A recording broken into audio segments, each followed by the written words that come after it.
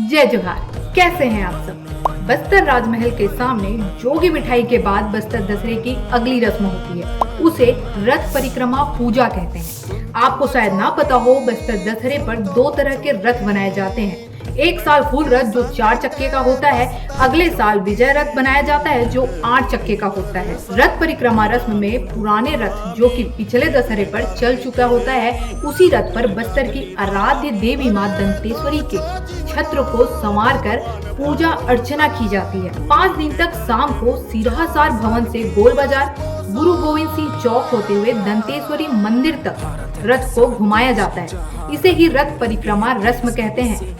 30 feet ऊंचे और लगभग 30 टन वजनी इस रथ को रस्सी के सहारे सैकड़ों आदिवासी पूरी आस्था के साथ खींचते हैं। कहा जाता है कि ये रस्म 1420 ईस्वी में महाराजा पुरुषोत्तम देव के द्वारा शुरू की गई थी। बताया जाता है कि महाराजा पुरुषोत्तम देव को रथपति की उपाधि मिली हुई थी। ये उपाधि उन्होंने जगन्नाथपुरी जाकर ली थी।